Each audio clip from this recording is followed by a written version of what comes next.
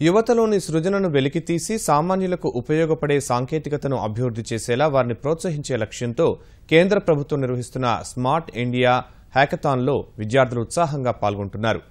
దేశంలోని ప్రధాన నగరాల్లో ఈ ఉదయం 8 గంటలకు ప్రారంభమైన 36 గంటల హ్యాకథాన్లో వేలాది మంది విద్యార్థులు పోటీ పడుతున్నారు. ప్రజల సమస్యలకు డిజిటల్ పరిష్కారం చూపే కంప్యూటర్ సాఫ్ట్వేర్ లేదా మొబైల్ యాప్ అభివృద్ధి చేసే లక్ష్యంతో మెదళ్లకు పనిచెబుతున్నారు.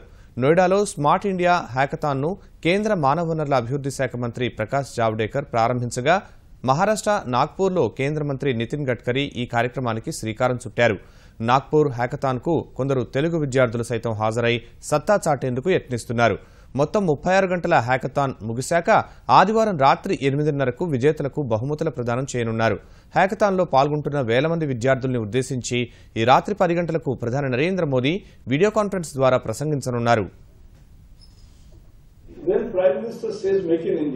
What it means? He is actually appealing to two sections of society, those investing and those who innovating. He is saying, come, innovate, invest, make in India and sell with pride as made in India.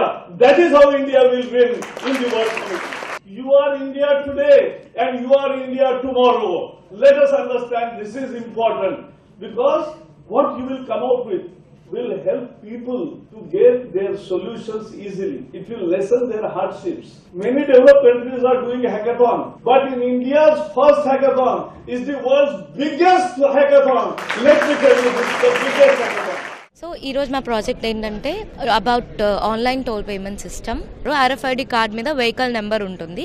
ప్రతి వెహికల్కి ఒక RFID card ఉంటుంది. Toll gate దగ్గరికి వెళ్ళినప్పుడు GSM module with RFID రీడర్ని place చేసాం. So అక్కడ ఏమవుతుంది, RFID కార్డ్ని రీడ్ చేసుకొని ఎంత మనీ అయితే డిటెక్ట్ అవ్వాలనేది మేము ఆటోమేటిక్గా సెట్ చేసాం. సో ఆ మనీ డిటెక్ట్ అయ్యి తను ఆపకుండా సపరేట్ లేన్స్ ద్వారా వాళ్ళు వెళ్ళిపోతారు. ఇక్కడ మెయిన్ యూస్ఫుల్ థింగ్ ఏంటంటే వాళ్ళు అసలు ఆగవలేదు అండ్ ఒకవేళ మనీ లేకపోయినా ఇంకో అదర్ పేమెంట్స్ యూస్ చేసుకోవచ్చు. 2 చెక్ పాయింట్స్ ఉంటాయి. ఫస్ట్ RFID కార్డ్తో డిటెక్ట్ అవుతుంది అండ్ ఇమేజ్ ప్రాసెసింగ్, అంటే వెహికల్ తందా కాదా అనేది. ఇఫ్ ఎనీ లాస్ట్ ఏదైనా కార్ థెఫ్ట్ అయినా మళ్ళీ ఈ ట్రాన్సాక్షన్స్ అన్నీ చూసి మనం ఎవరు తీసుకున్నారు అండ్ అన్నీ తెలుస్తుంది.